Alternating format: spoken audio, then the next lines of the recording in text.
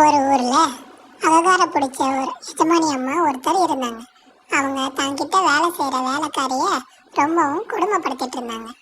ஒரு நாள் எப்பயும் போல வேலை செஞ்சு முடிச்சிட்டு ஒரு நாள் தான் சம்பளம் பத்தல அப்படின்ட்டு உயர்த்தி தரும்படி அந்த அம்மாவை வேண்டி கேட்டுக்கிட்டாங்க.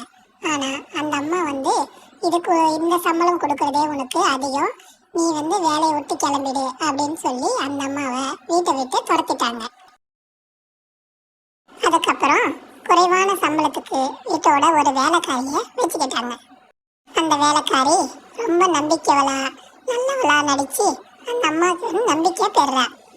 நல்லவளா வேலை செஞ்சுக்கிட்டு ஒரு நாள் எஜமானி அம்மா ஊருக்கு போனப்போ அந்த வீட்டுல இருக்கிற நகை பணம் எல்லாத்தையுமே தேடிட்டு ஓடிடுறா.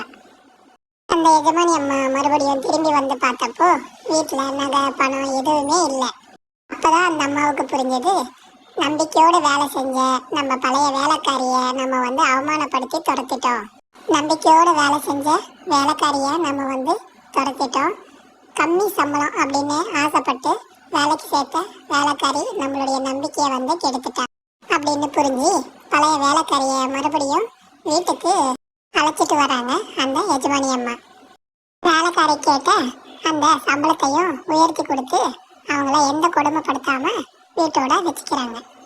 இந்த கதையோட நீதி என்னன்னா, மனிதர்களை பணத்தோடு எடை போடாம அவங்களுடைய நல்ல குணத்தையும் நம்பிக்கையும் வச்சுதான் நாம மதிப்பிடணும்.